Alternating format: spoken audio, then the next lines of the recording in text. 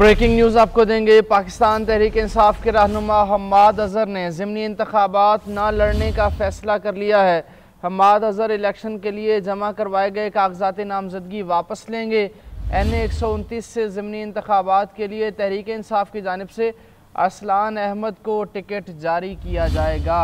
NA 129 ज़िमनी election Pakistan Tehreek Insaf के रहनुमा हम्माद अजहर ने ज़िमनी इंतखाबात ना लड़ने का फ़ैसला किया है। हम्माद अजहर के वालिद मियाँ अजहर के इंतकाल के बायस ये सीट खाली हुई थी और अब यहाँ ज़िमनी इंतखाबात के लिए PTI के उम्मीदवार चेंज कर दिए गए हैं। अरसलान अहमद को टिकट जारी किया जाएगा NA 129 से।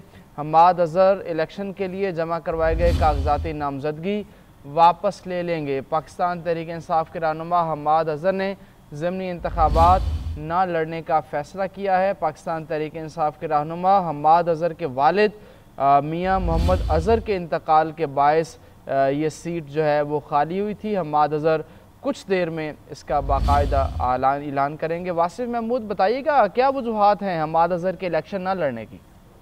देखें, ये तहरीक इंसाफ के रहनुमा हम्माद अजहर ने बाकायदा तौर पर अब ऐलान कर दिया है कि वो NA 129 के ज़मीनी इंतखाब में हिस्सा नहीं ले रहे।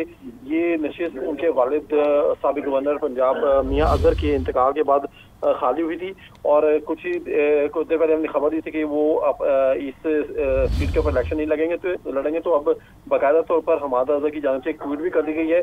उनका ये कहना है कि जो उनके जो मियाँ अजहर हैं, उनके भांजे चौधरी अरसान ज़हीर इस इलेक्शन में हम्माद अजहर की जगह इलेक्शन में हिस्सा लेंगे और उनके भी जो कागजात हैं वो हम्माद अजहर के साथ कवरिंग कैंडिडेट के तौर पर जमा करवाए गए थे।